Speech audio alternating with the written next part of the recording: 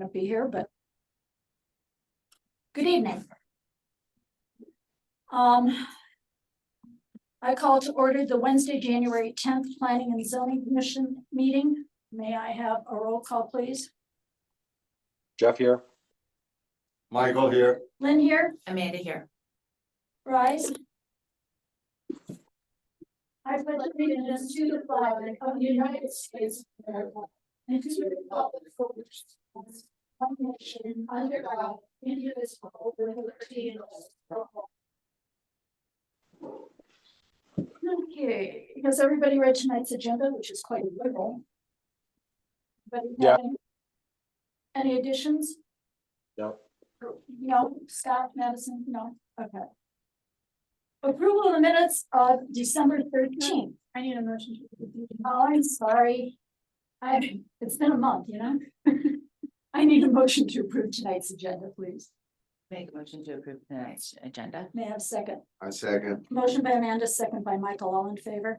Aye. Aye. Approval of minutes. Does anybody have any edits?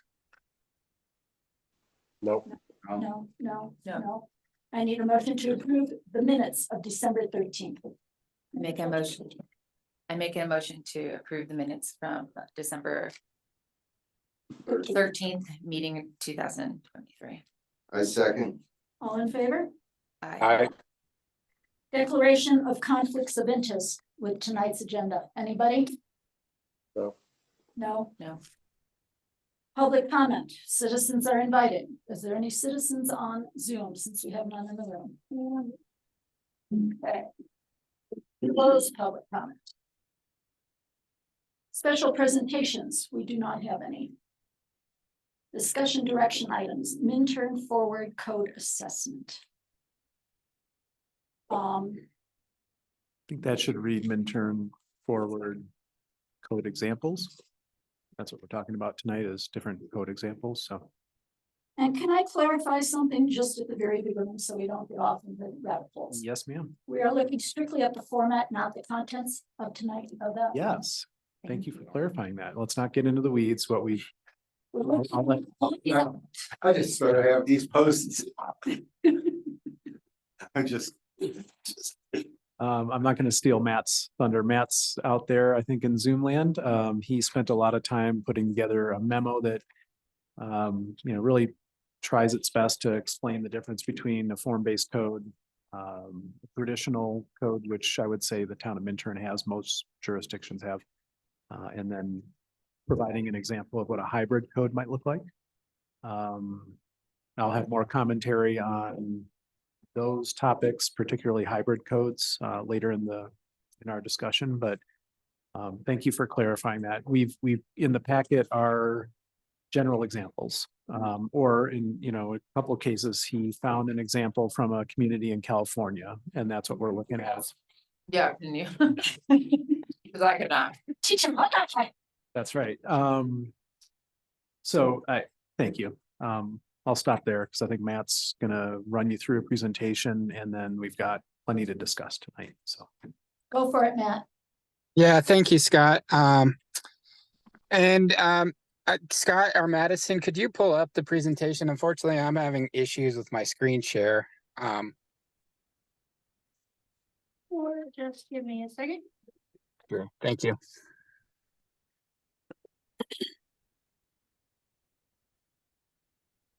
So Matt, before you get started, I called Matt today and I did let him know that if needed and if there's interest, Madison and I found some examples, a short video on the difference between form-based code and other codes. If we're still kind of wanting more and needing a different source of information. And then I also have some images that I pulled off the internet tonight about, what is a form-based code? What some of the graphics look like, some of the renderings that go along with the form-based code and stuff like that. So And we can see that tonight. I could bring those up tonight. So Okay. in addition to Matt's presentation, we've got a few more pieces of information if we want to go there. So, Okay. all right. Well, thank you. Good evening, Planning Commission. So I understand that there's a lot of information And so definitely feel free to interrupt, ask questions. And if I'm going too fast or getting too down in the weeds, let me know. There's the difference between these codes. It's not easy to sort of distill it down. I mean, there's a lot of different components to different types of land use or zoning codes. So I want to make sure that everybody kind of has a pretty good understanding. As much as this is sort of a crash course in land use codes, make sure that I'm not breezing over anything or going too fast. So if you can go to the next slide, please. In terms of the different codes that we'll be sort of going through and discussing, the first is a traditional code. This is also sometimes referred to as a Euclidean zoning code, and that name comes from a Supreme Court case. It was somebody named Euclid or a town of Euclid versus somebody else, and so that's where this came from. And essentially, it's a type of code that focuses primarily on regulating land uses. And I'll get into this a little bit more in just a second, but that's something to keep in mind. Is a traditional code really kind of its distinguishing feature is that it's organized around land use types and where different land use types are allowed within a community. And it works to separate them based on perceived or actual impacts that different types of uses may have on each other. Then we'll talk about the form-based code.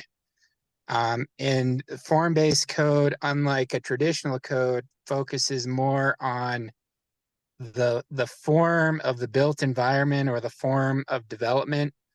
So it's focused more on the sort of the character, look and feel of development and how development relates to what's often referred to as the public realm, which is kind of a wonky planning term, which is a public and essentially any public area. So that's streets, parks, plazas, spaces of that nature. It's looking at how buildings interact with these public spaces that every community has. And then finally, there's the hybrid code. And the hybrid code is really kind of a mix of traditional components from traditional codes and form-based codes. And I tried to throw together a quick example that was included in the memo for what a hybrid code might look like. I didn't want to get carried away and spend a bunch of time on an example. So it's maybe not the greatest example, but I hope it gives sort of a sense of what a hybrid might sort of look like in terms of content and formatting. And hybrid codes, it's really what it contains is based on what kind of my research found is it's really dependent on what the community wants to include in their code. I really couldn't find here's a case study or a template that people use. It really kind of is dependent on what the community wants, and it varies from place to place. So next slide, please. So traditional code, as I mentioned, it focuses on regulating land use types. And in my memo, I went into a little bit more detail about this, but it really came out of, I mean, this is sort of the original zoning that was developed many decades ago, because there were real issues between, I mean, there were apartment areas in cities that were adjacent to industrial areas, and there was pollution, and there were all sorts of issues that resulted from this mixing of different types of land uses. And so the idea was to separate different types of land uses and have residential uses in certain zone districts, and then commercial and industrial uses in other zone districts, and try and separate the uses out within a community to try and mitigate or minimize the impacts that different uses have on one another. And I think more recently, people have started to realize that commercial and residential uses are pretty compatible in many ways. And if you want to live in an area where there's a mix of commercial and residential uses, there's sort of some inherent, it's gonna be noisier, it's gonna be more active, versus if you're in sort of a purely residential area. So, and also, one of the key issues that has been identified with traditional codes is this separation of land use is really, in many ways, requires a really sort of automobile centric community, because everything starts to get pretty spread out in terms of separating land uses. And so it sort of is contrary to having a walkable community. And so again, that was sort of another realization that mixing residential and commercial uses together, while there may be some impacts or some sort of it's a different environment than again your sort of traditional residential area. There's benefits to that in terms of being able to walk to a restaurant or a grocery store, things like that, because you have this mixing of uses. And in terms of sort of key components that you'll typically find in a traditional code, there'll be the zoning map, which is a map I'm guessing you all are somewhat familiar with, that shows it's sort of a blobs of color all over a map of your community. And those are your different zone districts for residential, commercial uses, industrial uses, mix of uses, parks, things like that. So that's your map of your different zone districts, and ideally those the boundaries of those zone districts are defined on the map by property boundaries or roads or streams, so that there's some sort of clarity on where the boundaries exist. And if you own a piece of property, hopefully it's easy to understand what zone district you're in. Then there's the use table. And this is the table that lists all the different types of land uses that are permitted in the different zone districts in your community. So this is where you have that interaction between the zone districts shown on the zoning map and then the uses that are allowed either by right as a conditional use or special use, which is a discretionary review process where you go in front of the planning commission and or the town council to get approval of the type of land use you want to do. Or I know Minturn has limited review use, which is essentially a use by right, but there's some additional standards that you have to meet in order for you to be able to do the use that you want to do. And so this table essentially tells you what you can do in your community and where in the community you're allowed to do that. Then there's use standards, and typically not every use in your community is going to have standards.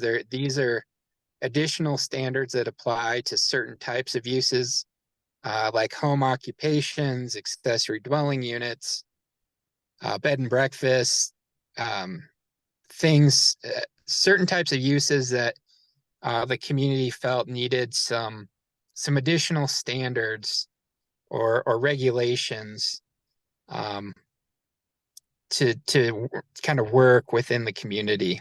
And these use standards, sometimes they relate to the function of a use in terms of hours of operation, whether or not you can store materials outside of your business or your use, things of that nature, whether or not you're allowed to produce noise or odor or smoke. And then so it's really, these use standards revolve, the way I've seen them done is really kind of regulating the function. Sometimes with like accessory dwelling units, there'll be some design standards sort of integrated that say if you have an accessory dwelling unit, the architecture has to match the architecture of the main home on the property. You can only have one accessory dwelling unit on your property, things like that. So there's various ways to structure these standards, but again, they're sort of this next layer of regulations that apply to certain types of uses in the community. And it's uses that the community said we need to kind of fine tune or have some requirements for these types of uses for them to be allowed in our town or city.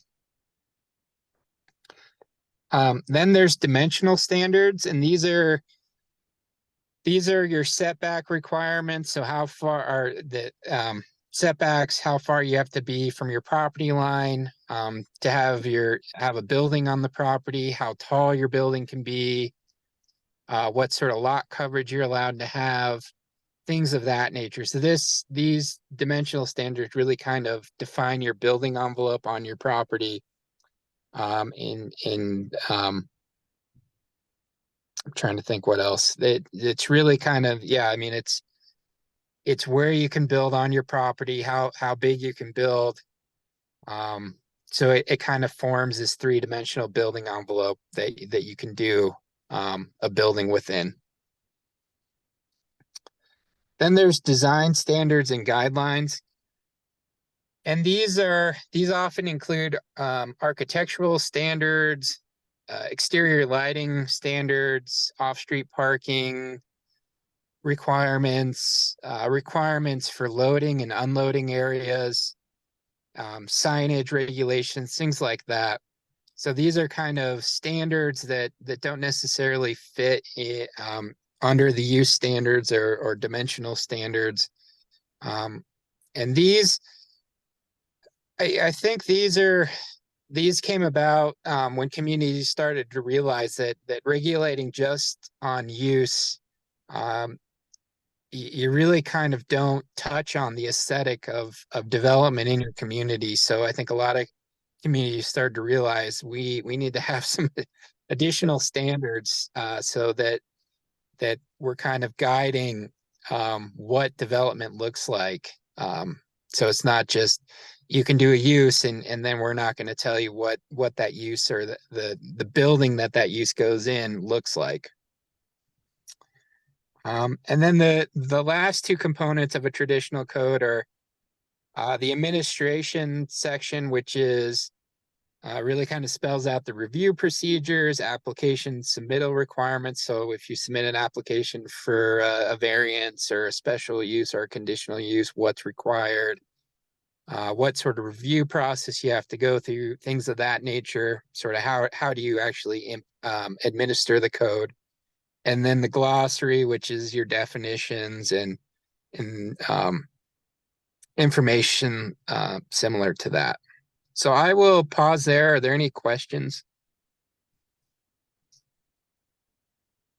The only question I have is because we are currently with the traditional code, with what you described as the key components, with Mintern's current code, is there any of those key components that we either do not today have in our code? And again, I'm the newbie on the commission. Is there any that are not covered in today or is there any in today's Mintern's codes that is even more so than these kind of key components that we need to be considering?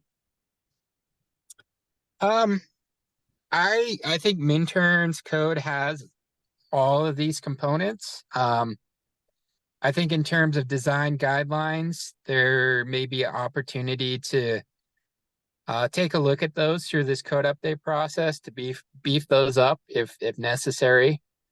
But I think all these various elements are there in the code now. And if Mintern were to stick with the traditional code and move forward with sort of the existing components that are in the land use code, there's obviously some refinement opportunities, some reformatting, things of that nature. But I think based on my review of the code, everything that I've gone through is there for the most part.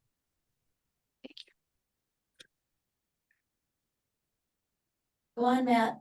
You don't have anything, Michael, right? No. Neither do I. Please go on to form base. Okay. Now to the fun stuff. So form-based codes, as I mentioned earlier, they really focus more on the form of development. What buildings look like, what types of buildings are allowed where in your community, what type of streets you can have in the community, sort of what the streetscape looks like in terms of street trees, lighting, benches, things like that. What sort of what's referred to as frontages. So what the face of your building looks like. Do you have to have a front porch? If you have a storefront, what does that look like? So it's form-based codes, and again, the level of detail they get into varies from place to place, but they really hone in more so on the design elements of development in the community and regulations regarding uses in terms of what you can do, where, what sort of activities you can do where in the community. There's less focus on that. And a really, in my mind, a pure form-based code really doesn't do much in terms of regulating uses. It's more, here's the type of development that you can do in different parts of the community, and whatever you want to do within the building, kind of have at it. And there's going to be some inherent restrictions on what the building allows for, just based on what it's how it's designed and sort of what its intent is. I mean, if you're building a house, it's not going to work that well for warehousing, things like that. So that's where I think there's with a form base, there's less need to regulate uses, because the type of development sort of dictates what can actually happen inside of the building. So in terms of key components, with a form-based code, the first key element is a regulating plan. And a regulating plan in many ways is sort of a zoning map, because it again, it's sort of blobs of color on a map that show you where the different standards that are in your form-based code, where the different standards apply. And I'll get into the standards here in just a bit. But again, it's a map that kind of shows you what's allowed where in the community. But sometimes regulating plans go a bit further than a zoning map, and they'll actually show at sort of a greater level of detail. They may show setbacks on the actual map. They setbacks, or what's known as build to lines, where you're actually they're sort of setbacks that you're required to build your building to. And the idea there is in some places you want buildings to actually front on the street and not be set back. So some places have build to requirements for buildings. And they may show certain public spaces where different public spaces either exist or are envisioned in the future. And some even go so far as to kind of show what type of streets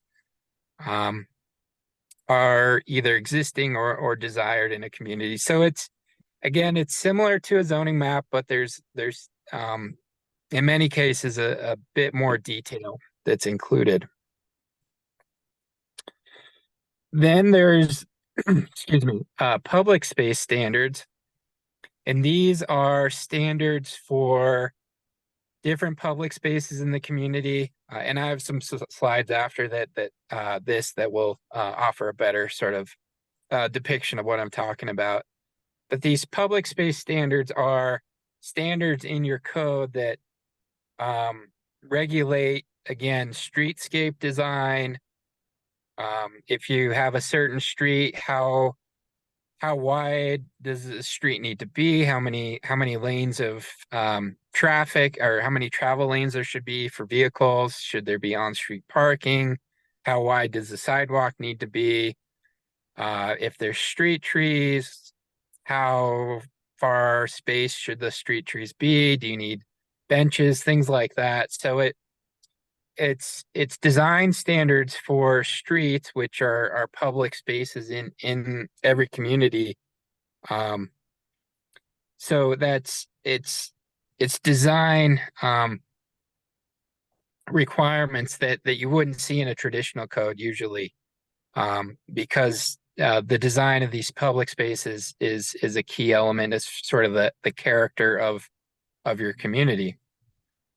Also in the public space standards, there'll be requirements for different types of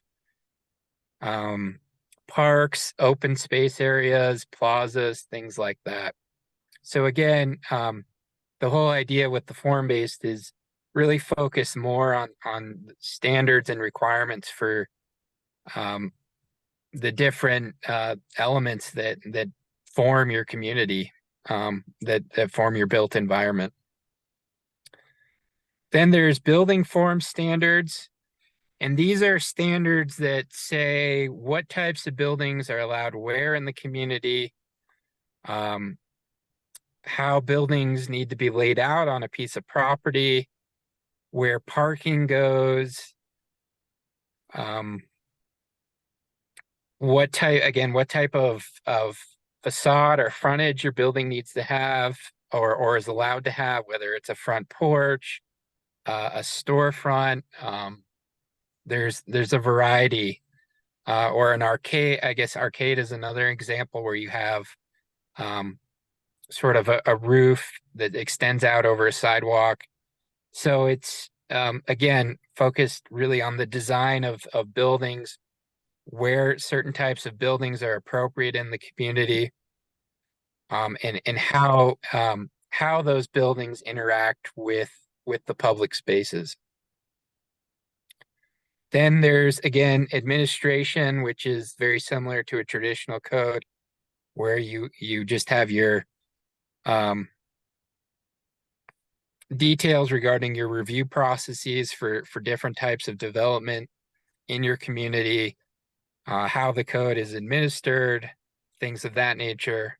And then the glossary, which is definitions, explanations for different types of measurements like building heights, things like that. Some other components that some form-based codes have, but not all, are block standards. And block standards are, if you're doing a large development, these standards will tell you how long your street block can be. So there'll be standards for length and width of a block. So again, the idea with form-based codes, that one of the goals is to create walkable communities. So having block standards tells the developer, if they're doing a large project, here's the standards that we think are appropriate for creating walkable neighborhoods, or sort of having a development that contributes to our goal of being a walkable community. Architectural standards, and these may be standards that these would probably fit under the building form standards, but these standards probably go to a greater level of detail. I've seen some form-based codes that dictate sort of dimensions of windows, what sorts of trim you can have. I mean, the level of detail that some form-based codes go to with architectural standards can be a little crazy. But again, these are standards that a community has implemented to try and achieve a certain look and feel to development. Landscape standards, those would be standards for how you landscape private property. And they may also be standards for landscaping of public spaces as well, like parks and open space areas. And then green building standards would be standards for energy efficiency in buildings, things of that nature. So again, I'll pause here and see if there's any questions at this point. So the only question I had when going through this is it felt like the building form standards seemed like the primary catch, like the catch-all that would be the bulkiest of the form standard. Is that a correct assumption?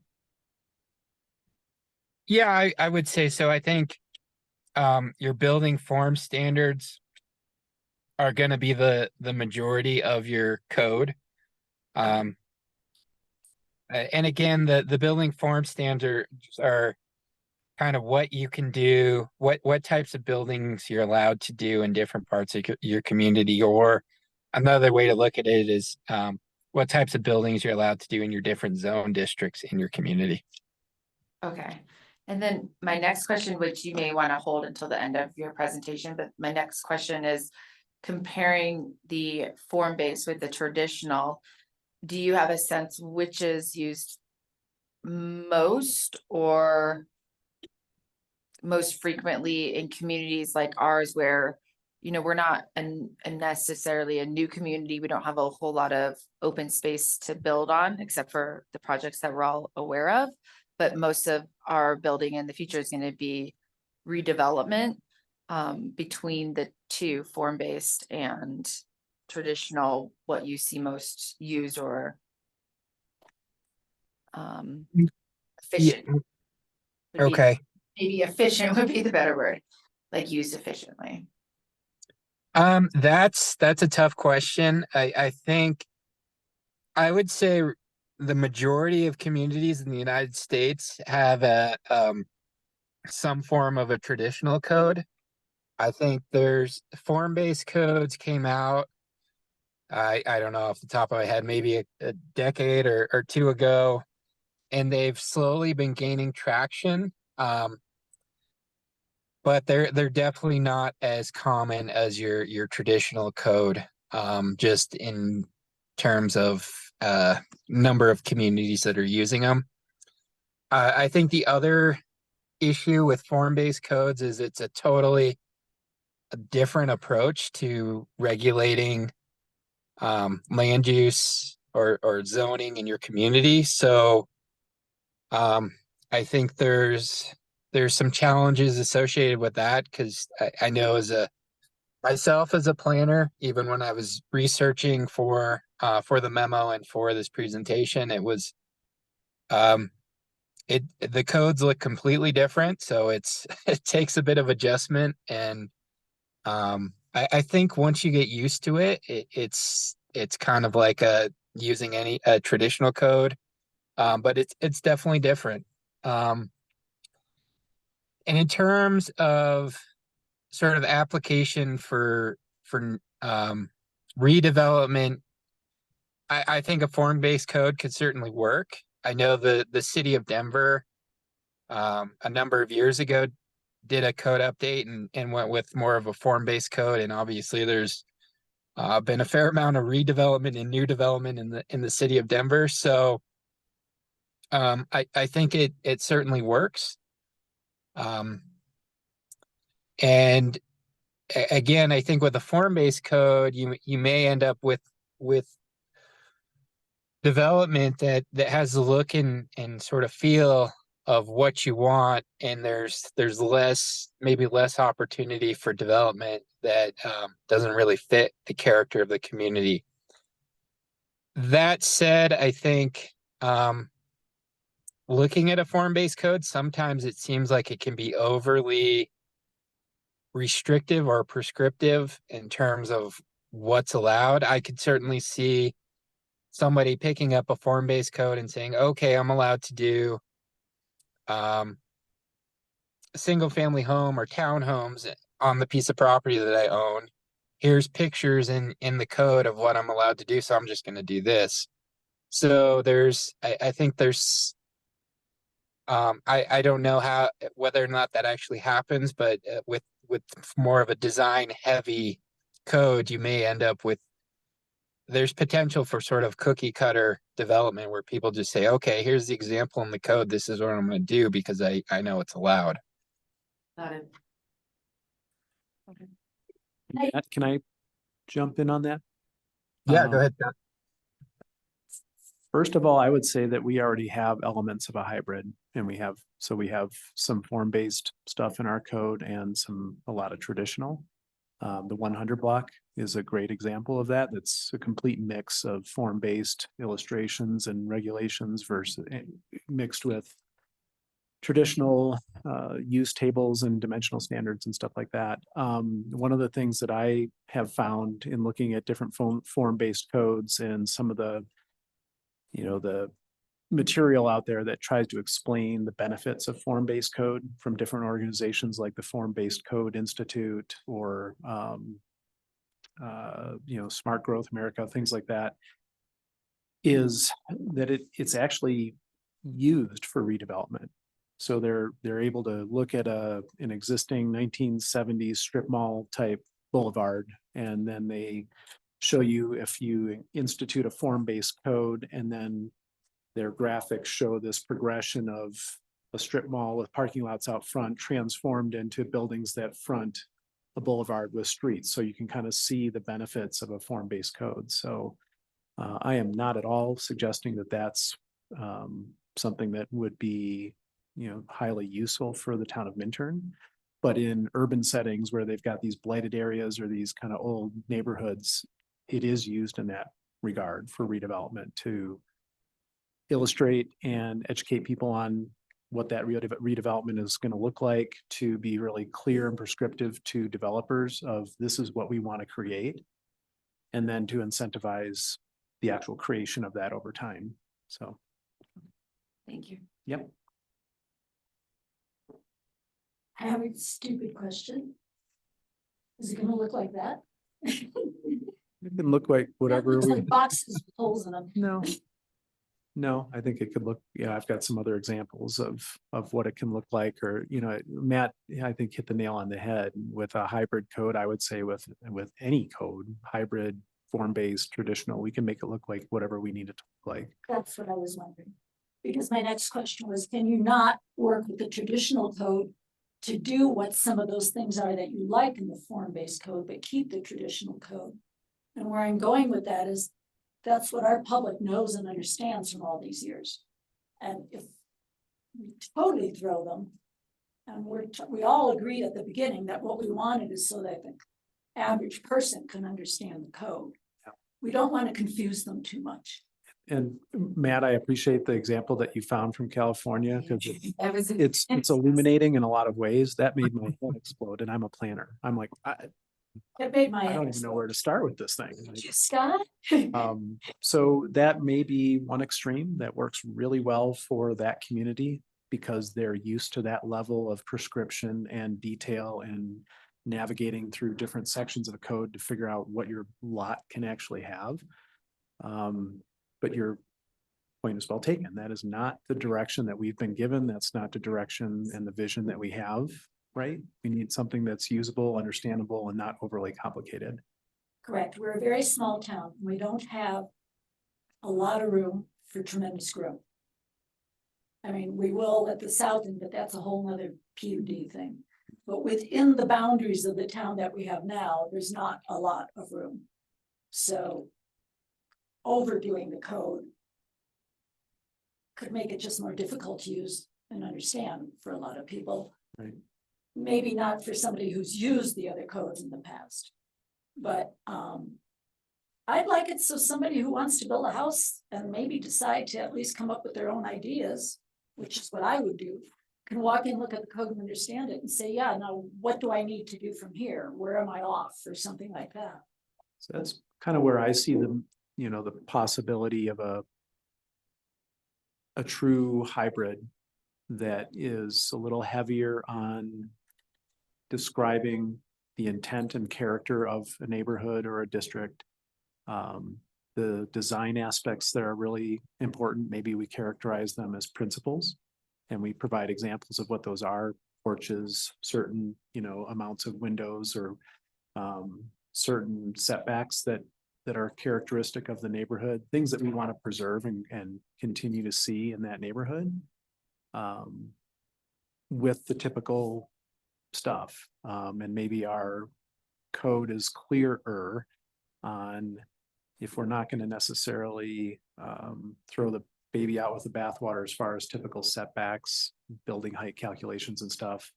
But we have better graphics. That's the one thing I think Matt and I heard over and over again in the stakeholder interviews. We heard it from the planning commission. We've heard it for years. Your graphics and your definitions need to be better. So that's where I see a marrying of some of the things that you see in a form-based code with what we already have. So it's clearer to understand the intent and how you calculate it. And But can we do that and refer to it as the traditional code? I think we could call it a hybrid code. I don't think at the end of the day, anyone's going to care what it's called. It's just going to be the town of Minturn land use and Minturn development code, right? As long as we do the merging. And Yeah. know what we're doing. I have a question. Go ahead. Well, it's a simple question, actually. I've been paying attention and learning a lot about this in the last week. I didn't really know the difference between traditional and hybrid and everything else. But I don't know if now's the time, to say my thoughts on it. If there's, is there more in Matt's presentation? Excuse me, Matt, you gonna go further in the presentation? Or are we looking at these two? I can go, it's kind of up to you guys. I do have some more slides that offer some more illustrative examples of these different components of a form-based code that, if you'd like me to get through that, and then, I just wanted to pause here to see if there are any questions or. Why don't we do that first? Okay. And then we'll come back. Thank you. All right. Well, I'll keep plugging through here. So if you can go to the next slide, please. So, this is something that, Scott and I talked a bit about, that we thought would be important to discuss briefly in terms of form-based code. So there's this idea called the rural to urban transect, and it's this concept that the core of your community is sort of the most urban or dense part of your town or city, and then as you move outwards, the intensity of development and land uses starts to sort of peter out. And so there's these different transects, and you go from the core of your community out to sort of areas around the core, then you get to the sort of suburban areas, and then finally, as you move way out, you're in kind of rural areas and natural spaces. And the reason I wanted to present this is many form-based codes in that example from California, they're structured off of this transect. So you'll see in that California example, they organize the standards based on what transect you're in. And this, I think from my perspective, trying to fit a transect to an existing community where you may have, it's not sort of this perfect example of you have the types of development and the intensity of different activities sort of goes from the core outwards. It's sort of like a bullseye. You have everything in the core is very active and dense, and then it sort of peters out. Like a place like Minturn, you kind of have a mixing of that. There's not really this perfect application of the transect. So many form-based codes do use this as an organizing concept. I don't know how well it works. I think it's a planning concept. It has its pros and cons. I just think applying it to an existing community probably has its challenges. So trying to structure a form-based code based on these different transect zones and applying that to an existing community could be challenging. But again, this is just when you see the different zones that are described in that California example, this is essentially what this is referring to. And now, Next slide. can Oh, I go ahead. jump in real quick?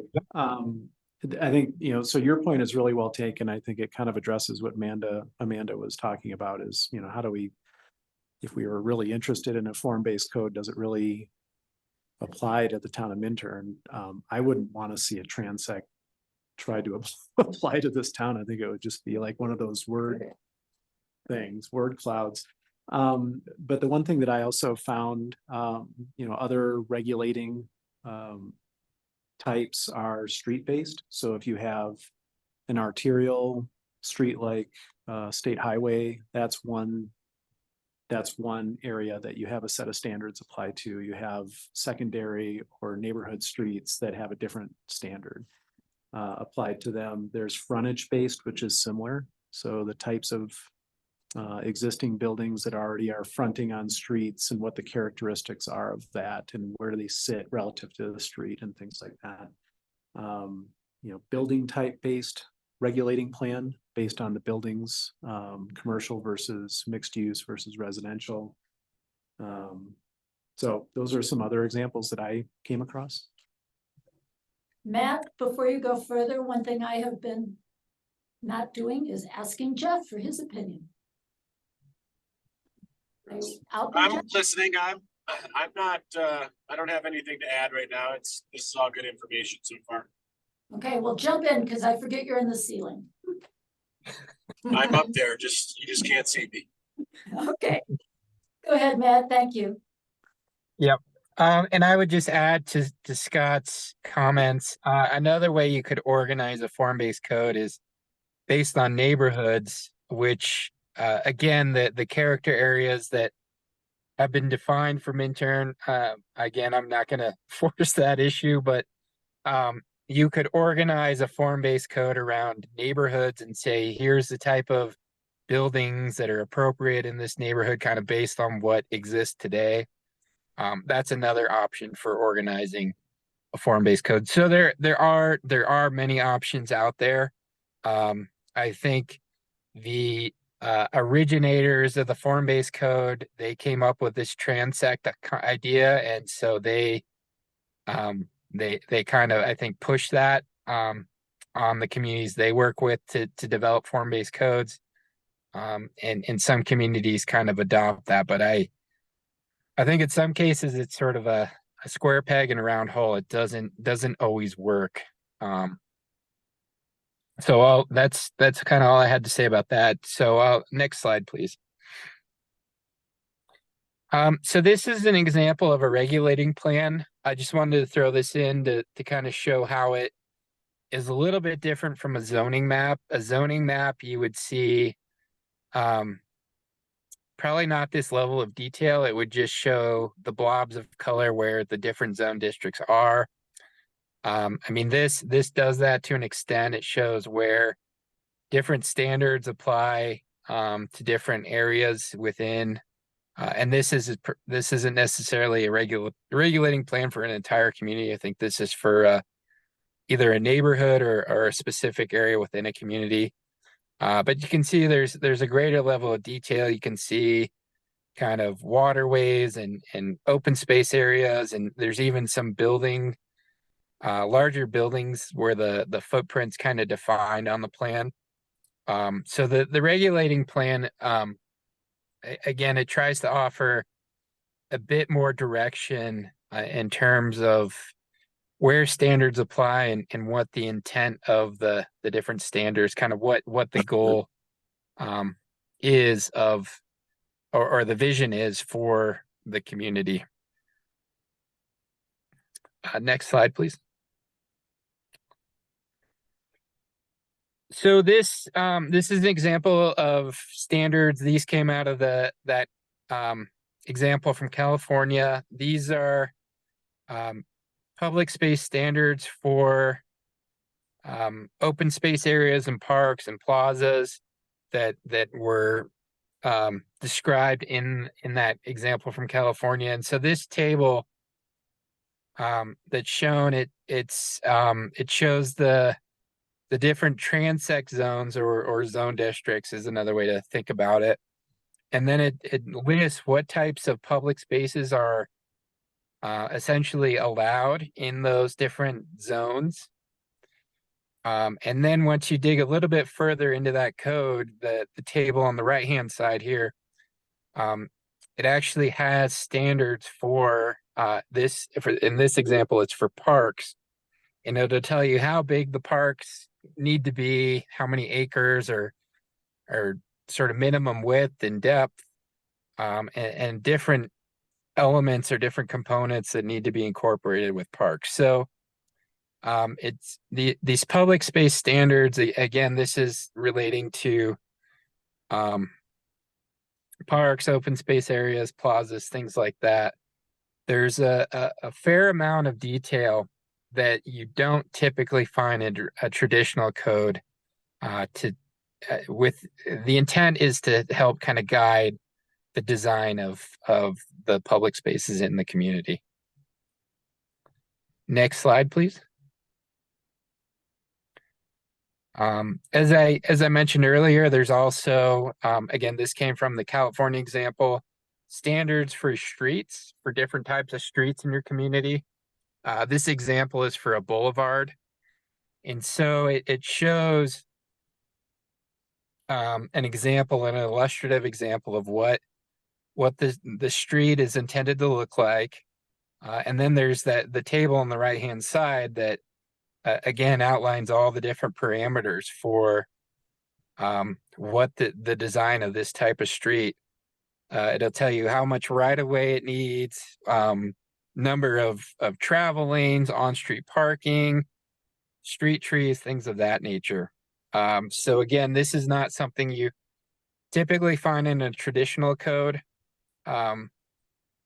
This is definitely something that's unique to form-based codes, where there's standards for the different types of streets within your community. Next slide. We talked about building form standards earlier. This is, I just wanted to include an example of what those actually look like. And I think there were some examples of building form standards in the excerpt from the California code that was included with my memo. But the building form standards, these, in this case, these are standards for townhomes or row homes. So it shows you an illustrative example, and then there's a whole table of different requirements if you want to do a townhome or a row home development project. It talks about the size of the property you need, sort of orientation of buildings, where parking is permitted, things of that nature. So it's very detailed in terms of design parameters for the different types of development that can occur in your community. And so again, this is something that's pretty unique to form-based codes. And form-based codes will, depending on which zone you're in, will tell you what type of buildings are permitted. So single-family homes, duplexes, townhomes, mixed-use buildings, things like that. There'll be a whole list of, based on the different zones in the community, what types of buildings are allowed. And then the next layer of detail is what design standards that apply to each type of building that is permitted in the community. Next slide, please. This is an example of what I was referring to as far as facade or our frontage requirements. So that this is another layer of detail that form-based codes have that dictate what the front of your building looks like and how it interacts with the street. This is an example for a storefront or a commercial building. It tells you kind of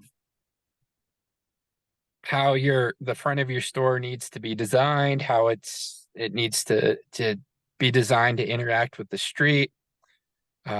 There's different requirements for how much window area you have, things of that nature. I think that's again, it's very heavy on design parameters for buildings. And one of the objectives of form-based codes is to try and do a better job of having buildings that are designed to interact and with public areas, and also designed to help shape public areas, rather than a traditional code that typically doesn't get into a lot of detail about the design of development. It's more where different types of uses are allowed in the community. Next slide, please.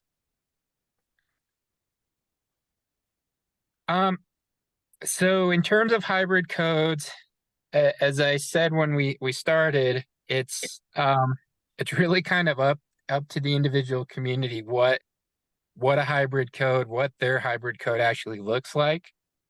It can be a mix of whatever components the community thinks are appropriate from a traditional code and a form-based code.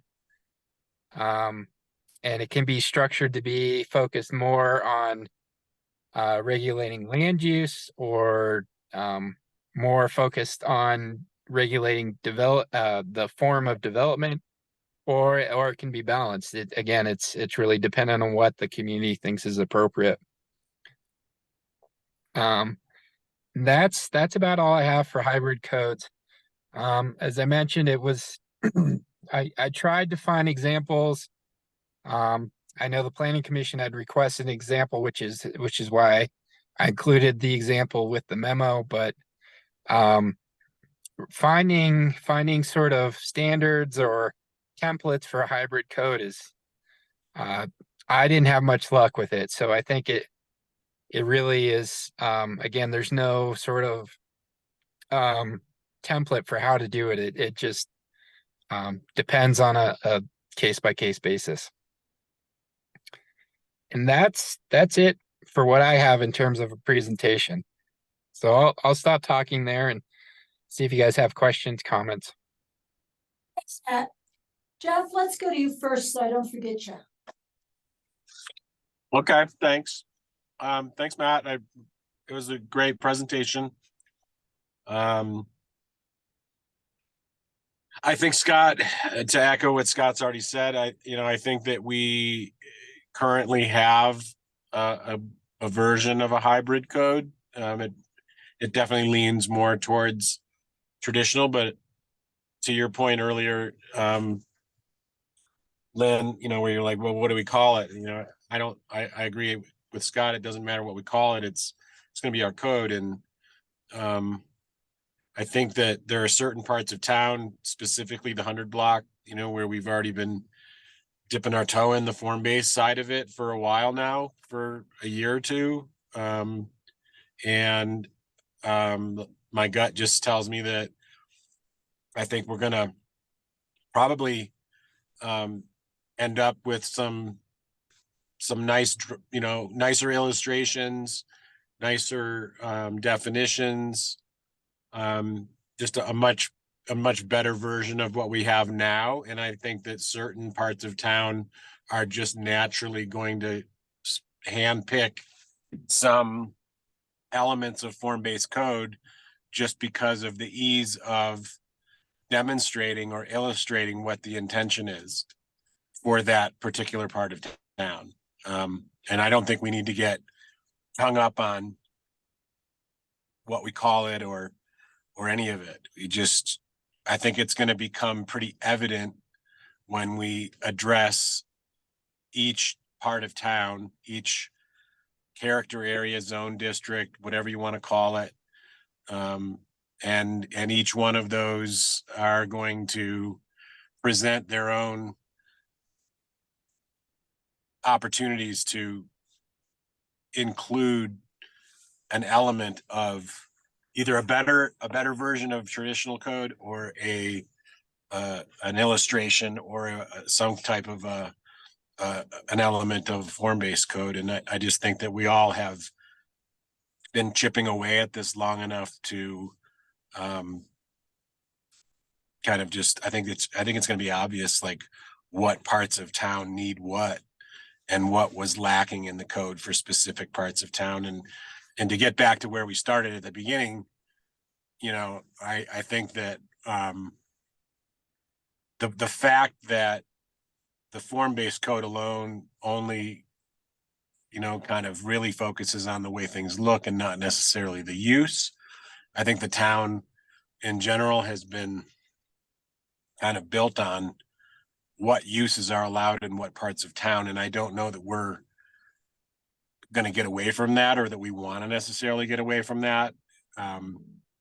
But to go along with what, you know, the keep Minturn, keep Minturn funky, all that kind of stuff. Like, to me, when you distill that concept down, what that is it lets people be creative and it lets people do what they want to, you know, what they want to do to a certain extent to allow the character of those individuals and their businesses and their, you know, whatever, their hopes and dreams for redeveloping certain parts of town. You know, I think that the more heavy-handed we try to be with our code, the less Minturn it gets, is kind of, I guess, what I'm getting at.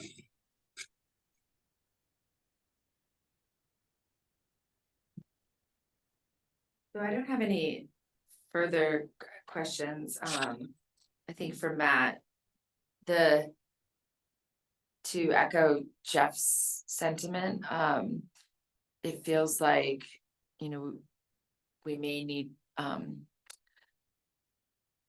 if I were to say, like, if you were to say, where do you want to go directionally with the formatting?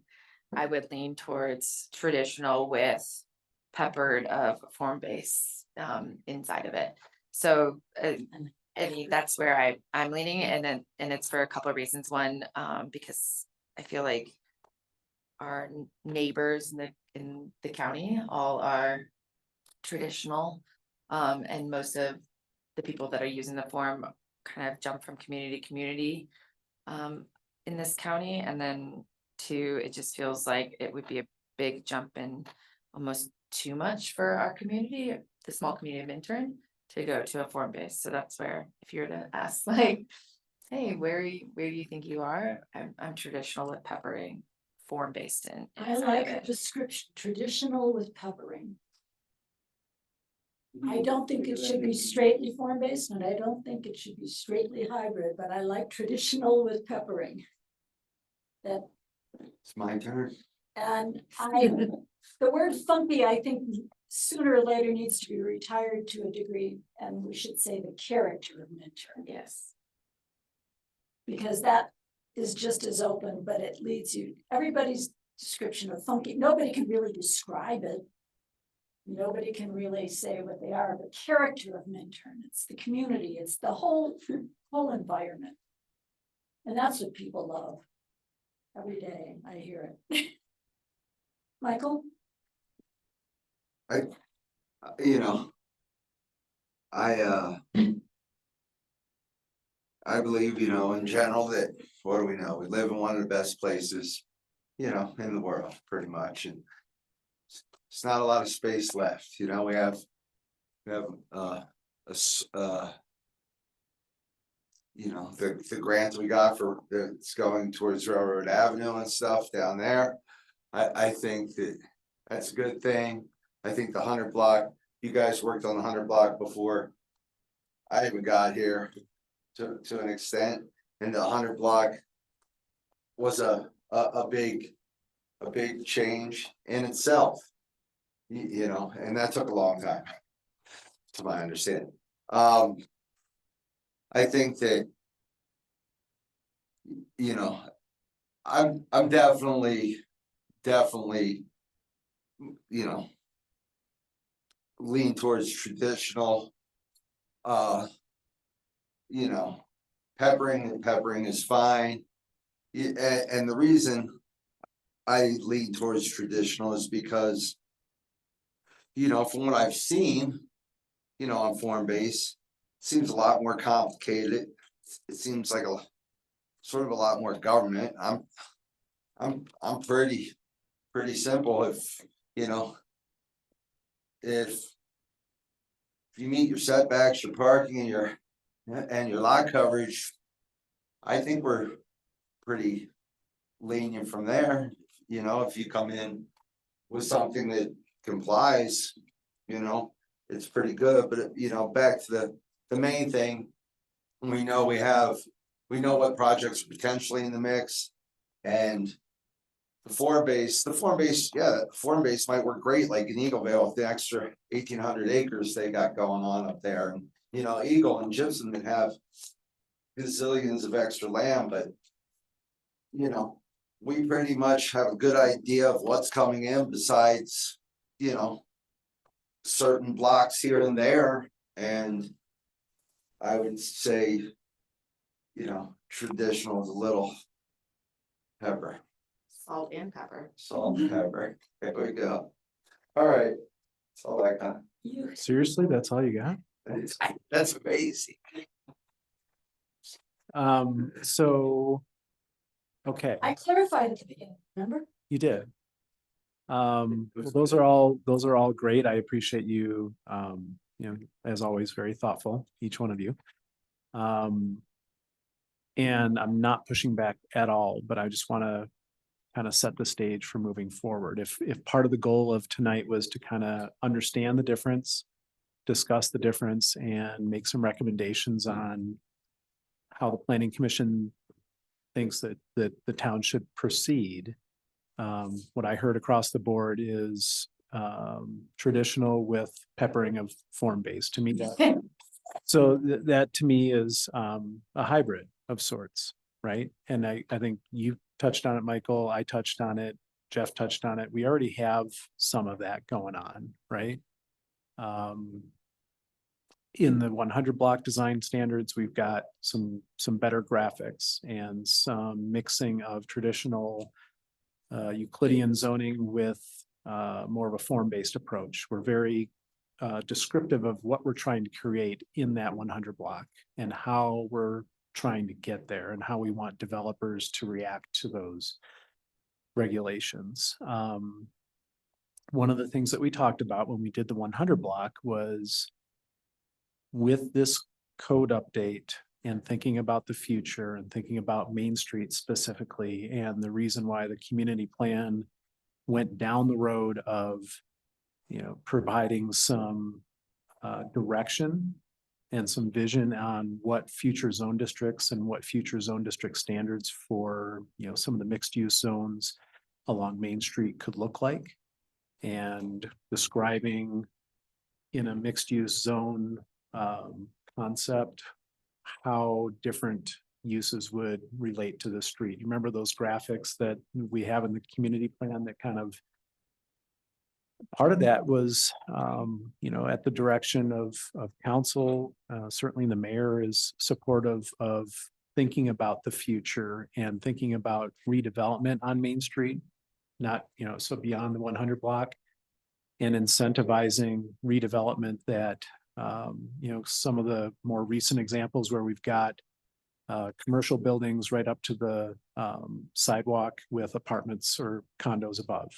Do we want to see more of that? If that's part of our future hybrid code with some peppering of some of those kind of illustrations and descriptions of what we're trying to create 10 years from now, 20 years from now, further down Main Street to capture some more vitality in commercial. That's where I see some of these things getting peppered in.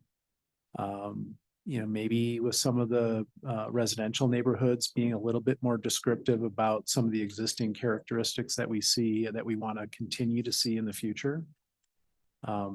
Is that what you're envisioning, or is that a fair statement of how we want to start peppering the stuff in?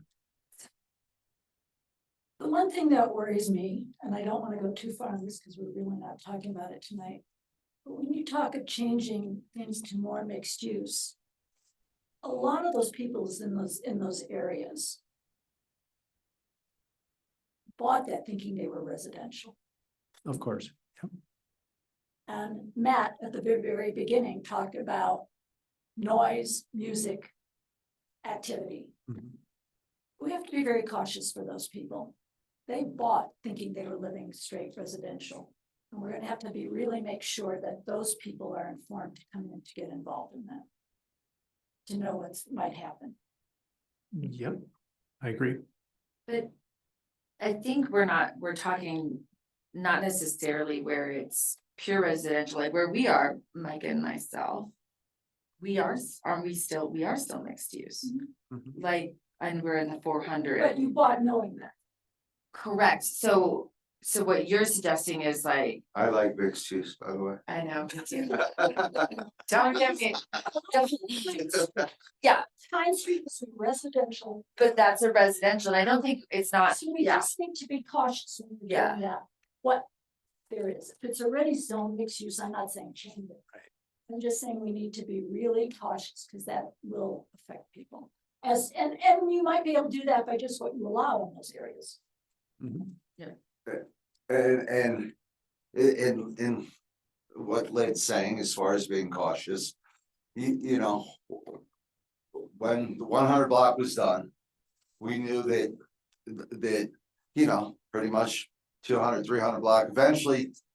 Things somewhat would progress, you know, you know, if we had more businesses on Main Street, you know, in certain areas, but, you know, depending on what's there, and if, you know, fitting in with, you know, people that have lived there for 100 years Yeah. is definitely fair. A lot more people in- You know, it's definitely makes sense to, you know, take that all into play. And yes, of course, you know, potentially with the 100 block. With, you know, Minturn North and, you know, and the grant that we got, you know, eventually you would think that, you know, you know, some, you know, more businesses eventually will come down there. You know, but. You know, here's the part that you hate. And that I love to repeat it. But no matter what we do on Main Street. You're gonna have to figure out parking. I'll leave it at that. Okay. I agree. Well, that's all part of the peppering and thinking about what we have right now for a code, what we want to change, what we want to leave the same. Parking standards are certainly going to be part of our ongoing discussions about what's appropriate and what makes the most sense. You know, a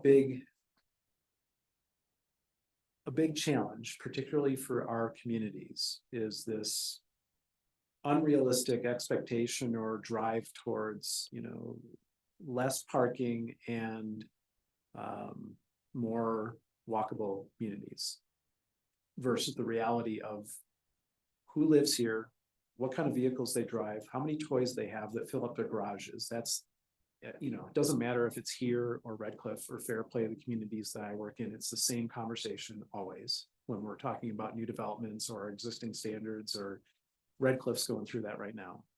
You know, their existing parking standards and how they approve a building, it gets built, and then the garage is supposed to be for parking and everybody's stuff is in their garage, right? Same problem everywhere. So we So should, then the raft and snowmobile lined up. on No, the street. that makes sense. We did make the pump house. Or whatever that building's called, right, put in there on parking, and I think because we're an old town, Mhm. you know, people that have their houses that don't have a lot of parking. Okay, we got that part, you know, but I think, just my personal opinion, I think on. I think that. I think that, you know, if you're building something new, you either need to have parking. Or you need to have parking, because in my defense. We don't have bus service, Scott.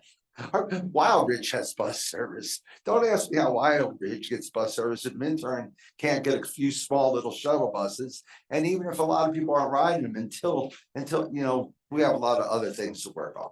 Right, and there's, we do have the hope of the Regional Transit Authority that is supposed to be investing in the next, 10 to 15 years in more feeder routes and more bus routes and all that stuff. That's something, and I think that's where I was going. I just got off track. There's this rub between this aspirational part of codes and comp plans and the reality.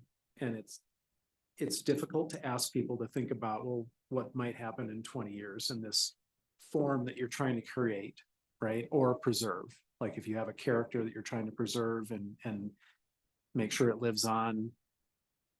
But times are changing, with whatever, we don't know what 10 or 15 years is going to bring as far as bus service and transit and those things. We can only react to what we're doing today. So I understand the difficulty of where you sit and thinking about the codes that we're trying to create or the community plan that we're adopting and being aspirational, but also being realistic, right? I'm not sure I have a great solution for that. But it is something that we've talked about with our new code is being a little bit more express in the intent, what we're trying to create. If we're clear on, and this is something I wanted to go back to based on what Jeff said, sounds like we as staff and maybe with some of Matt's help need to do some reconnaissance and start cataloging the elements of our existing neighborhoods that we want to preserve. If those are going to then translate into peppering of graphics or intent statements describing a neighborhood, like we already have character areas that have these descriptions of Southtown and Game Creek and all those stuff. Some of that might carry forward, but I think we could be a lot more descriptive, either through photos or graphics or things like that. And then that translates into those characteristics that we want to preserve and perpetuate, right? Yeah, and I understand what you're saying in your defense that, as far as looking for the future, yeah, it'd be great ideally if we had awesome bus service and this and that, but currently we don't. We have less than we had 4 or 5 years ago. Yeah, transportation thing. So that being said, parking is parking and, and like I tell everybody, drive down Minturn around 7 o'clock Saturday morning, and then you'll see how much space is really out there.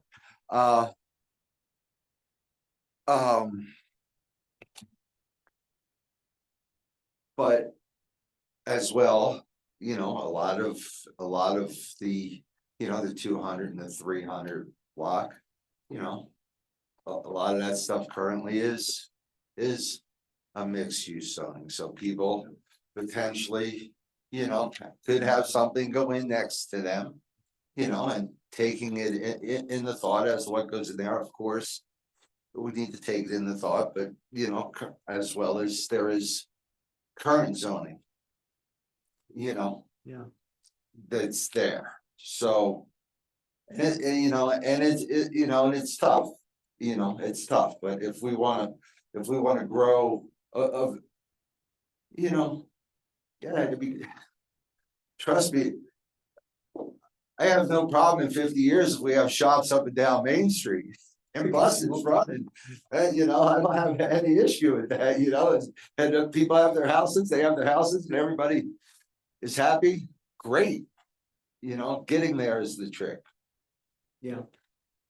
So Getting there is, and we're not gonna get there without parking. So one of the things, like when I say peppering, like one of the comments I think that either you or Matt made that resonated is that, as we're looking at that traditional against the form, that there may be characteristics of the form that we want to pull up into the traditional consistently throughout each of our zone districts in the traditional. And I look at that and I think more in terms of like the intent statement. Like I really liked kind of the public space standards that you see in the form. So to me, like when I say peppering, what I'm implying is that now in our intent statement for each of those zone districts, that we have a sentence that describes that public space, that space standard that applies, and we're doing that consistently with each of our zone districts. So I just want to be clear, like when I say peppering, like I think each of us see elements in that form that really apply to our character and community of Minturn. Let's identify those as a team and make sure that that is pulled through to the intent, or if it needs to go into the design, also that it's pulled there. That's what I just want to clarify that peppering, like Yeah. the way I envisioned that, and that's what I was trying to say. Kind of what I envisioned too, Okay. but I appreciate you. Yep. Finish up with him so we can let him go if we need to, and then we can continue. Or Yeah. does he need to? Matt, do you feel like staying on or do you need to get off? I mean, I have time. I think hearing these comments is very helpful. I think what stood out, one of the questions in my mind is we're talking about this integrating elements of a form base with Minturn's existing code. What would be helpful in terms of moving forward and next steps would be what elements of the form-based code did you like that maybe makes sense? I mean, I've heard intent statements, maybe defining what characteristics of different neighborhoods in Minturn, and this will probably require us as staff, as far as some additional community engagement to go around and talk with folks in those neighborhoods and actually have conversations about what they think sort of defines the character of these different neighborhoods in town. So I think knowing what elements of a form-based code kind of you liked, and maybe we look at trying to integrate some of that. Because as far as I've heard, it's and we've talked about this, is being clear on intent, maybe getting a little bit more specific about what defines the character of these different neighborhoods in Minturn, and how that translates into maybe some development requirements, things like that. But beyond that, I guess I'm still, in my mind, a little unclear as to what elements of form-based maybe are appealing. But is that something we can contemplate for a little bit and then get back to you next time? Absolutely. Yep. I mean, it doesn't have to happen tonight. I'm not ready for that. And Scott did say he had a little video on form-based, did you not? I do. Which. You don't have I'll- to. Sorry. I'll send you some links, or Matt can send you some links on some of the, But I'd like to see that before I. But I'll take the link too. I'll take the link too. I'm sorry. okay. That was. Might as well give Jeff the link. Jeff, you want the link? I will send out the link to the whole. Yes, I'll take the link.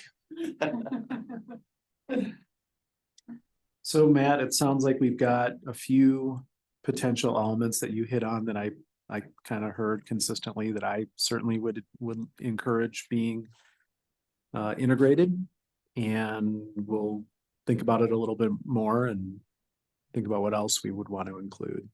You know, another thing that I saw as a form-based standard, I don't recall if it was an organizing or a regulating standard or template, but stormwater design, streetscape and stormwater design. I'm not suggesting that's something that's important to us, but you know, if we're going to go down the road of trying to contemplate the public realm and or streetscapes for different areas of town. Maybe that's something that fits in there too. And it goes along with kind of the green building or low impact development standards in other codes. So we'll give some more thought to it, and I think you and I should probably also think about, as part of a next step, how we go out into the community, whether it's community surveys or on the ground, meeting people in their neighborhoods, how we go about that, and understanding what those characteristics are that are important. Yep, I would agree.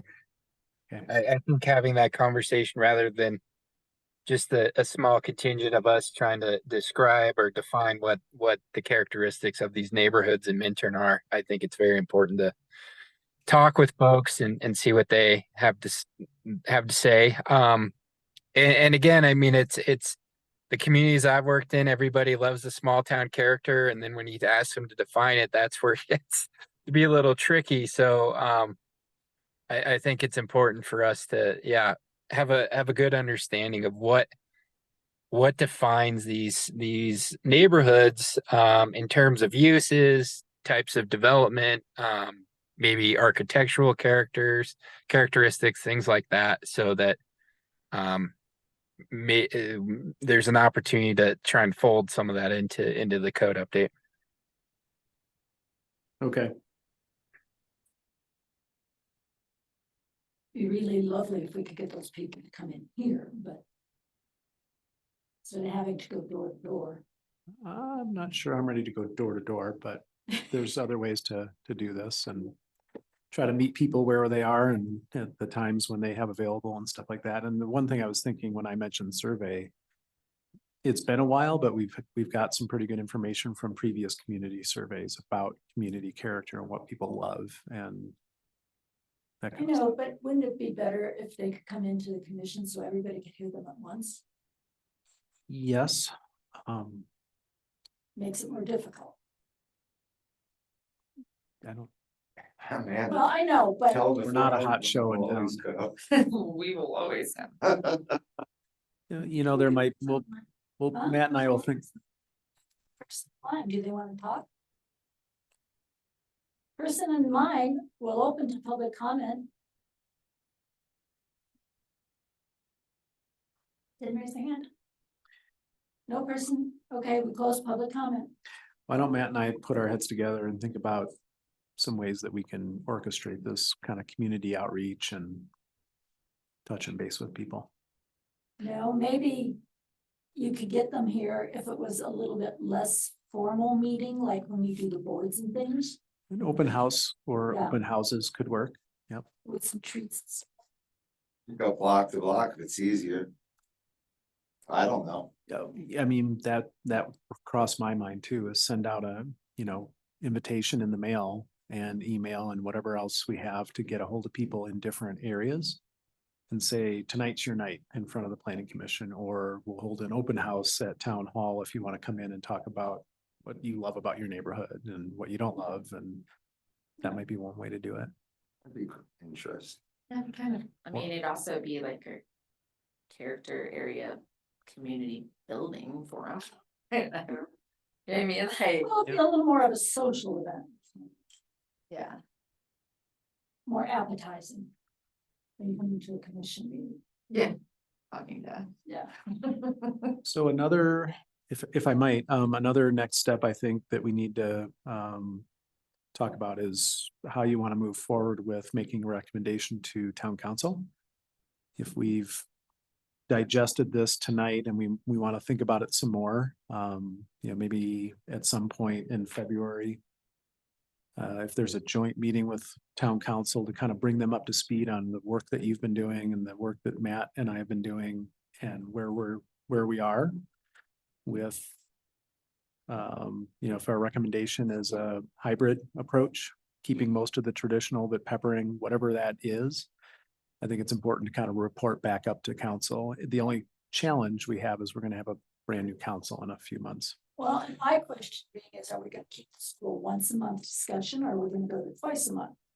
If you're talking about doing it with council in February, then we should have a twice a month. We're And gonna- maybe do it at the end of February so that we're a little more organized. We'll have some stuff on the agenda for the 24th. And I guess that's my answer is it depends on other business that we have on the agenda and how much time we can devote to this.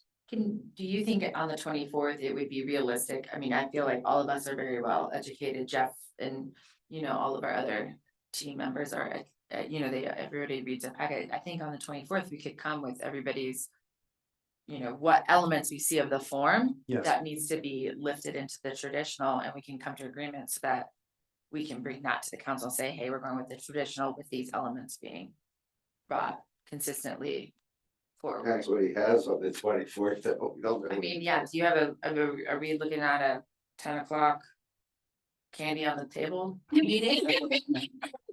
We'll have a DRB review. We'll have a few ordinances or an ordinance that is aimed at code amendments specific to Bolts Lake. And that has to do with the post-settlement work that we're doing with Battle North Yeah. to change our code to allow for what they want to do in the short term. Got it. And does Okay. that include also the reservoir is that the start of the reservoir piece of it? No, Okay. by no means. Okay. Yeah. Thank you. So let's say that piece takes an hour and a half. The DRB review might get through in a half hour, 45 minutes. So I think it's plausible that we could have at the end of the meeting, a discussion direction. Report back on those elements of the form-based code that you want to try to include or integrate. If that, I see that being done. We all think we can do that, like go Yeah, but through. I don't know that I would.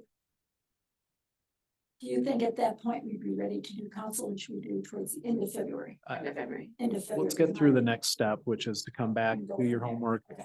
give some more direction on those elements, and then we'll decide on when it's the right time to go back to council. But I Okay. think February, just as a loose target, seems familiar or I mean, appropriate. So So the only, I would. We should have a new council then. No, No. April. Oh, my concern is getting direction on something as important as this from a council that isn't necessarily going to be seated and Brand new, gotcha. but we have to keep moving forward. And any new council is going to have to, you know, try to honor what the previous council set in motion for direction, so. Nothing's perfect. So we're gonna talk to them about direction as far as basically where we're at and direction for form-based first hybrid and where the potential hiccups or with our opinions I mean, or whatever, right? Yeah, We're still talking about the two basic things, the format, well, the one basic thing, the format of the code. Nothing beyond that at this point. and our recommendation to council, which would be like, okay, we recommend traditional with these key elements from the form base, like that's really the. That's midterm. Yeah, exactly. Exactly. Exactly, like I think, but I think that's a pretty easy discussion, and I think it should just be like, here's our recommendation, these are what that we've done in order to come to this recommendation. And here are the next steps and how we're gonna get out to the community and Yeah, and this is how we're gonna go. here's our forward. plan of attack and. Yeah, okay, give I'm good. And, you know, and as well as I think that if we're on the same page, especially if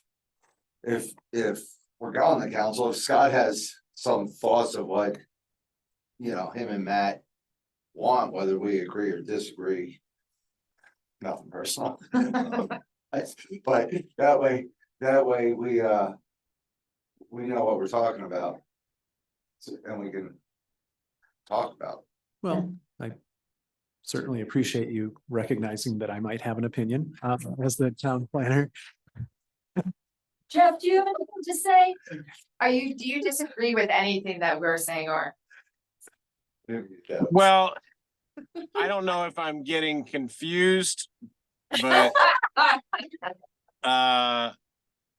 I'm just gonna say it, like, I feel like we have direction, like we've been given direction by the council to, you know, revamp the code.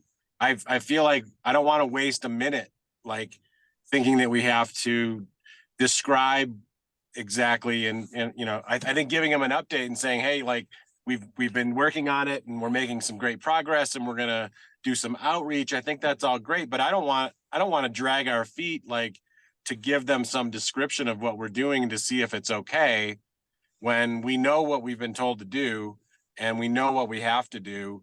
And I just, the sooner we can just dig into it and come up with even a draft, because like we already know that by the time we get to a draft, we're going to have a new council anyway. So they're not going to know whether that draft is on par with what the previous council said we should do or not. I see what And I don't know, I'm just putting it Doing, like, bluntly. So more of like, a why don't we status just, update form. well, Like, just, what it doesn't matter. It's like trying to describe like your symptoms of whether you're sick and whether it's this or that. Like, doesn't matter. It's like, we're supposed to do our job and like revamp the code. Call it whatever you want. They don't care. They don't know the difference either. So You Jeff, know, I- like hybrid, form-based, this, that. They don't care. They just want it they want it done. I agree with that, and I appreciate you kind of reminding us of that. I brought it up because it's been brought up before in this room that, you know, Michael, you may have been the one that suggested that we need to do a joint meeting with council to make sure we're all on the same page, and so I was trying to honor that. I also agree with Jeff. No, I didn't bring that up last time. Yep. And what Jeff's saying is perfectly, you know, we don't need to. If we could discuss the more traditional hybrid amongst ourselves, figure out a little or a lot of pepper or some salt or whatever, and what Jeff's saying, that there's no sense really updating them in February. What if I provide them We're gonna an, have a change of council. Provide them an update, say, hey, we've determined the format, we're now moving into the next execution stage, which is Yeah. That's all they need in the this. mapping. I think we can, I'm with you, Jeff. I think we can push council down the road a little bit. I think, yeah, okay, and I like that better. Yeah, I'm the first to say, like, I don't want to sit in front of the council and then have them come back and go, I'm not here to do your job. You guys do your job. Like, you guys are the planners. You're the planning commission. You're supposed to review the code. It's not up to us to review the code. We don't, like, you guys need to do what you need to do and then present it to us. And if we find something at that point that we don't like, then we'll let you know. But like, I feel like we have a ton of work to do before we are going to get to a draft. And I just think the sooner we can spend our time, you know, our time is limited to get that done. So the sooner we can just do it, and Scott can provide a staff update, you know, at the next council meeting to say what we're doing, that's great. But I don't want to, you know, I just feel like the sooner we can dig into it and at least get a draft, the better. Yeah, that makes sense, Jeff, actually, just trying to get through these little basic points, because we definitely know at some point we're gonna have hard points, so we should at least get through the basic points.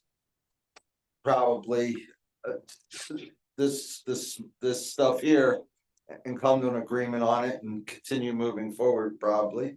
I think that. Yeah, and like I said, I think the elements of either code, I mean, most of our code is pretty traditional, and I think it's going to stay pretty traditional. So I don't think we need to waste our time figuring out, you know, it's more like, what don't you like about the current iteration of the code? That would be one piece of homework.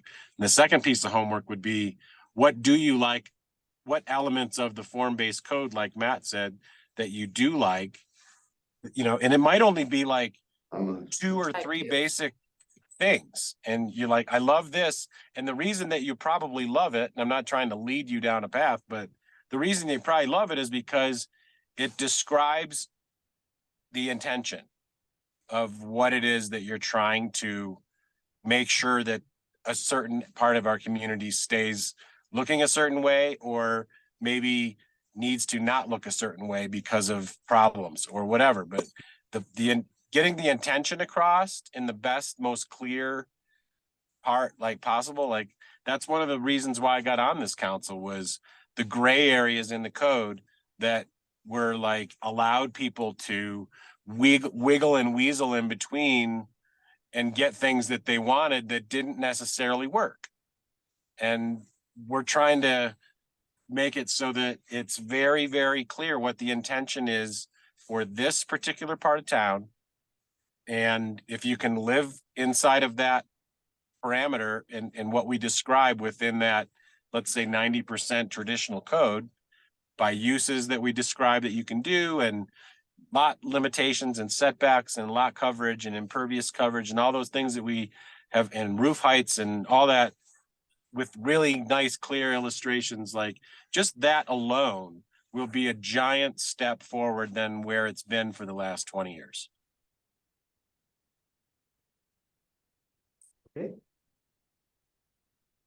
Good night, Matt. Thank All you. right. Good night. Thank you for your time. I appreciate it. Thank you, Matt. Thanks, Matt. Thank you, Matt. Thank you, Bye. Mark.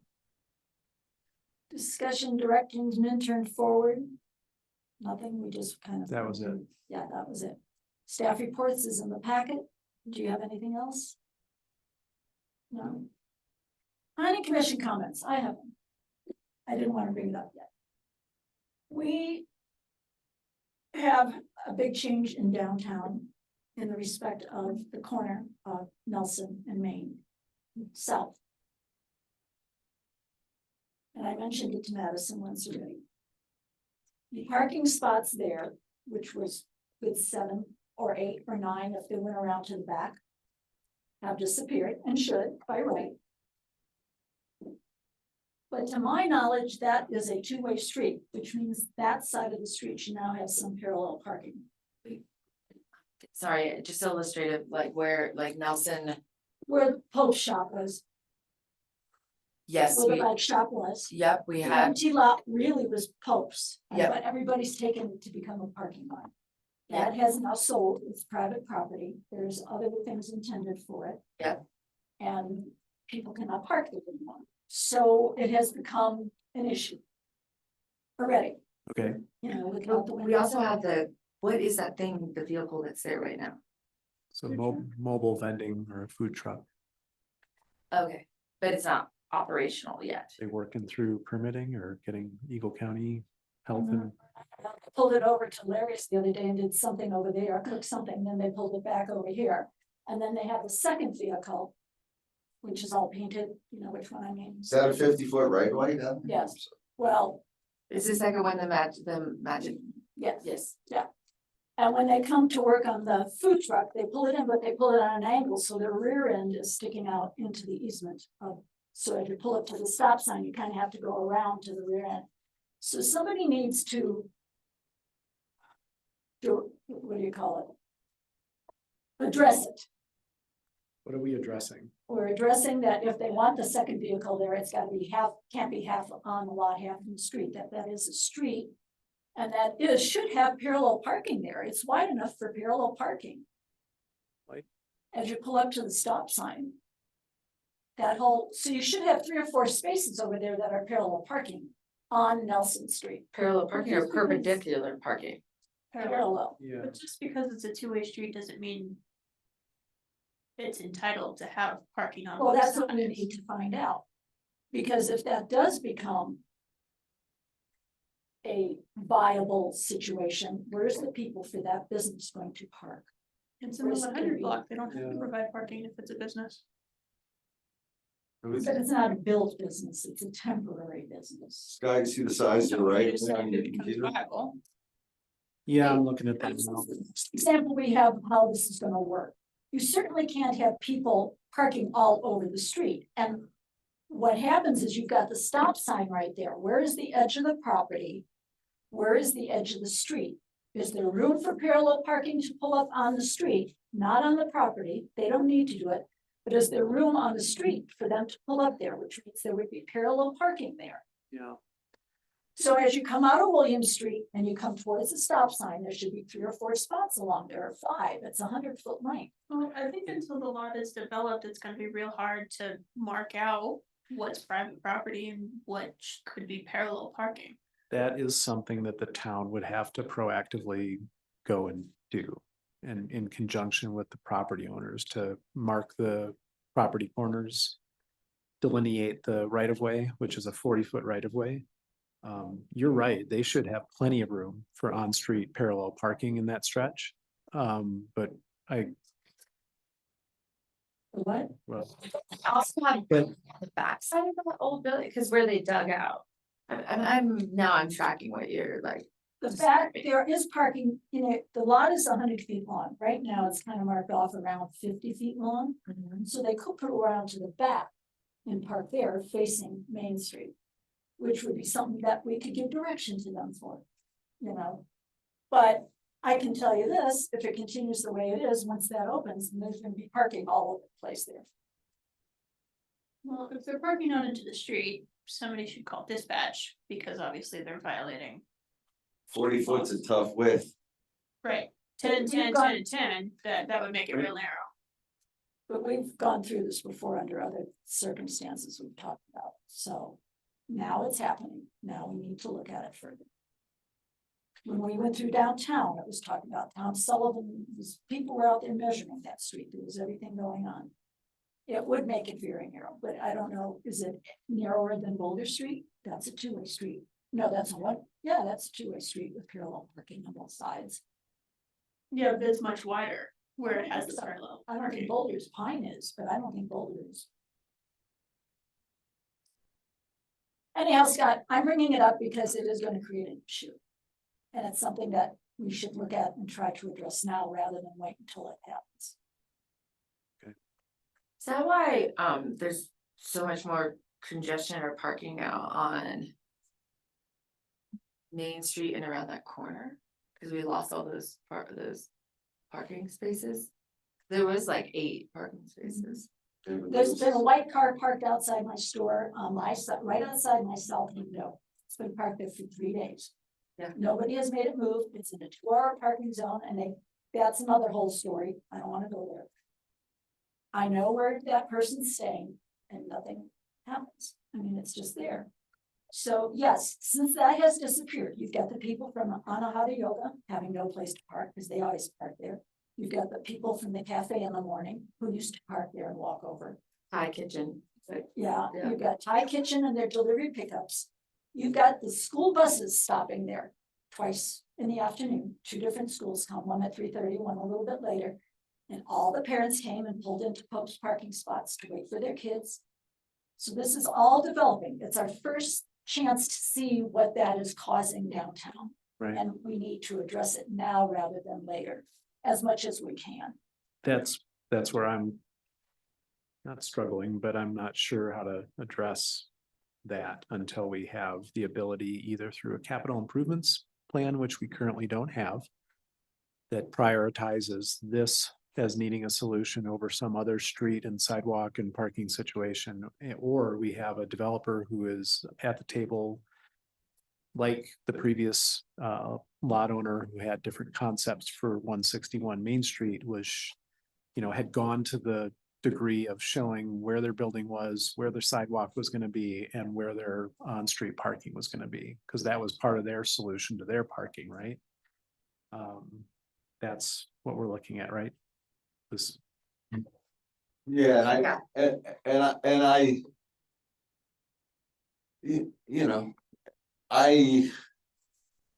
so if if someone owns the property, they own the property, and if they own the property. I believe they need to. Just claim where they know the property is, and then the rest, the town is gonna have to sort out, but if the owner of the property.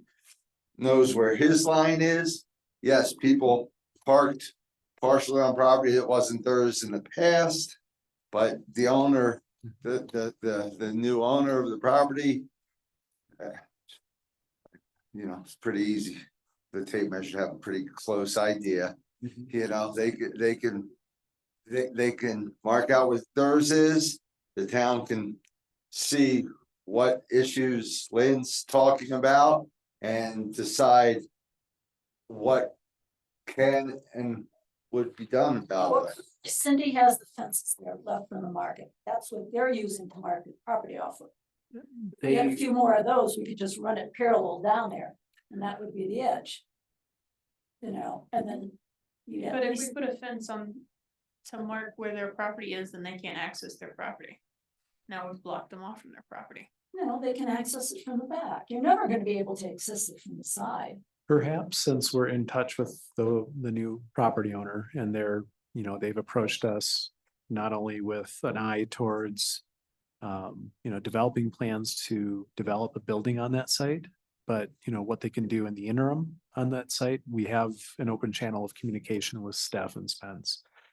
And we can express, hey, we need some short-term, at least monitoring or solutions to allow you to use your property. And to help us manage parking and maneuverability and stuff. You've got the cars, you've got a red line. Those are two separate pieces of property. They're, Yeah. yeah, so they own Oh. both of these. I know. So if where that red line is going down the side, Uh-huh. had those town fences somehow there. I gotta They- stand up. It would encourage them to go around to the back to Is- park, is which is. this- And this, the same lot, right? Yeah, No. they're two separate lots owned in Lots, common ownership. Oh, two separate lots of, so technically, So, yes, so effectively it's the same owner, right? yes, right there. And this 37.9, is that the distance between those Call it two? 40. Yeah.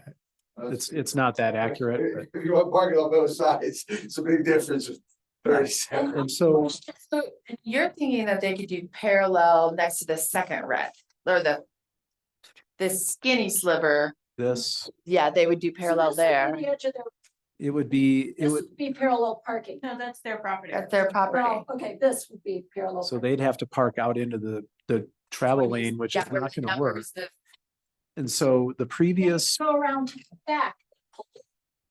the previous proposal was giving the town parking space. They were using part of this little sliver of property to accommodate 2 or 3 parallel spaces on their property. This property that I'm, That was the previous owner though. the previous owner and their previous concepts for that development, they were gonna give up property here to allow for parallel parking, on the street. not in the road right of way, but on their property, just because they had to come up with additional parking to justify the amount of commercial and residential in their building. That's what I recall. And I think that is something that we would want to, Made this work back here at the bunkhouse. So we gave up some of our easements so they could get a full car in there. And I think it was 2 feet. well, this is our only easement right here. They're parking on their property. This is Williams right here. If you go back in there, we allowed part of that. Hmm. What we had on that street to go towards their parking so they could get a full car in there. Okay, So I'm not saying anything, Scott. I'm not saying you have to do this tomorrow. I'm just making you aware of the situation that's Okay. developing. Okay? okay. And I think it's something that at some time is gonna need to be met. What worries me is if this opens up fully for business, where are all those people gonna come and just pull in there anywhere? And if they are, and that they pull in like the other car Like does, the food truck you're saying? yes. Yeah. You know, that's running this way, but their car parks in this way. They don't pull it fully into there is what I'm saying. Maybe there's a way to orient the food truck so it's basically facing east to west, right up to the sidewalk where people can walk up to the food truck and they can park behind it. Yeah, That's what I'm saying. Behind there. Well, what, Plus, it looks nicer. Plus, you just see the food window on Main Street. Exactly. in this line here, like I said, you know, that's definitely their property, you know, Yes. and they, you know, they have those metal barriers down there, you know, or whatever. And technically, they could set them up so they can close to where their property line is, and if the food truck pulled in, pulled out, but the food. you know, I've always heard, Mhm. even before I was on planning, Yeah, that but this that's- street here, no matter prior to anyone buying this, that this street here was going to be an issue at some point that the town is just gonna have to figure out. And I heard that from people in the neighborhood, that it was gonna be an issue because it's a 2-lane street, and then you lose somewhere parking. So we looked at that when we did the 100 block design standards. We looked at it 2 years before that. We had a traffic engineer I saw look that. at different solutions to, make this instead of a two-way, it's going to a one-way and then. It was terrible. And no one liked any of the potential solutions because they were all kind of bad. That's true. At some time, do you see where next to my store, it's what that sidewalk is lighter in color, it's Yeah. whiter? Yeah. At some time, a pipe had to be fixed there, or something had to be changed. And he decided that that would be better to do that than to tear up the whole sidewalk and go back under. So what is it? So you don't know where I'm going with this? So did that take away part of the street by doing it that way? Putting the sidewalk in, you mean? Well, it wasn't, there was a sidewalk there, Uh-huh. okay? So there's a sidewalk here. And at some point, something happened to a water line or something there, and they had to tear it up to fix it or put a new one in. But rather than tearing up the sidewalk to do it, they dug right alongside of it, put it in and enlarging the sidewalk there. That's why it's a little bit wider. Oh, And I don't know if that took part of the street away, which would have made it wider for a two-way street. And that would mean having to tear up the sidewalk and redoing that. I'm just telling you these things. I'm not saying go anywhere, but this is what happened there. I mean, I've been there 14 years.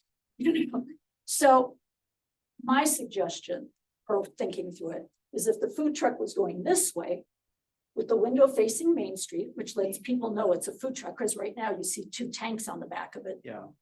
Makes it look nicer to the town. If there's something else going on, it could go this way. And that parking could go around in the back. Yeah. And be directed there.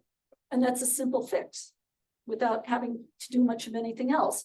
And then if those fences were along here, it would keep cars from pulling into here. And some signage, Yes, right? yes. Okay.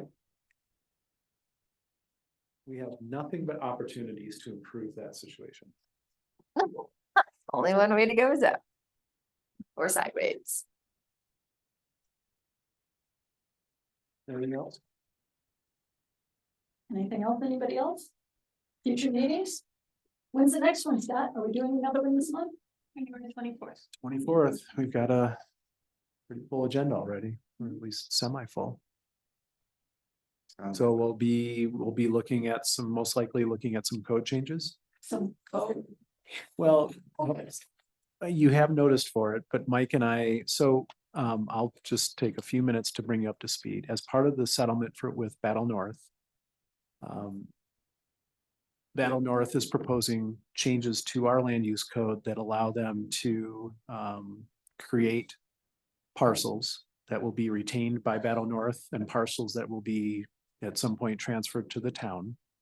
And that's going to go through an exemption plat process, which will not come before a planning commission, but we have to approve changes to the code that allow for that exemption plat process to occur. Exemption process. It's part of the subdivision regulations for the town. We have very minimal, we have one small section of our subdivision regulations that addresses an exemption plat.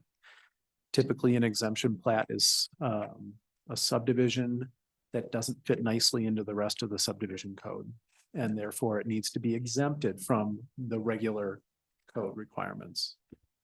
As part of the settlement, there was an agreement that they could use that process to create these parcels. And then before anybody develops any of those parcels, they would have to come through a real subdivision process and create lots and give us all the information that we would get with a real subdivision, like engineering standards and detailed grading and drainage plans and everything that goes along with new subdivisions and new developments. So there's that part of the code change. And then there's also the creation of zone districts specific to the Bolts Lake area. Different than what we already have in the code right now. Mike, I went through those. They got us a draft ordinance 2 months ago. I went through them 2 months ago. Mike has taken quite a bit of time to go through my comments and then formulate his own. He's been dealing with health issues, right? So he finally got through those. He and I spent 3 hours today going through all of our comments together. He has now provided those back to Battle Mountain. It remains to be seen if they're going to be able to go through all of our red lines and comments and whether we're not going to stick to that January 24th hearing date for looking at those code amendments. I think it's probably likely. But if they take their time in going through those and we run out of time to get stuff on the agenda, then we'll just table that. So Michael, whether or not Mike's here, Michael give a yay or nay to whether or not it's on our agenda. The ball is in their court now.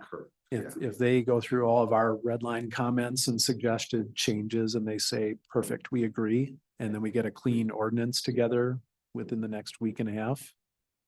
I think we're gonna look at those code changes on the 24th. It's all legal stuff. But put that behind us. Yeah. Is it like PRV or Little PRV? The cemetery with their maintenance shed. Oh, so that's not too big, so we probably could at least talk a little bit about the. That's, I mean, I think we should come I- with our, I with think our we should, elements. Yeah. And I would like to see that, so that would be great. And you're gonna send the links out. Send the links out. Thanks for not sharing it tonight. It's been a really long 2 days. I remember the last thing you made us watch. Oh, it's a very short thing. Hour and a half. This one is short, it's 10 minutes. Oh, no, no. Huh? Let's like 10 minutes. It's much better. Yeah. On my couch. It was important that you watched it, but I definitely never claimed it was short. That's all right. Yeah. So thanks, everybody. Say it, Jeff. Jeff adjourned. I make a motion to adjourn tonight's meeting. I second. Oh, favor? Aye. Jeff's like, I'm out of here. We go to sleep being sick. You guys. All right. Okay. Oh my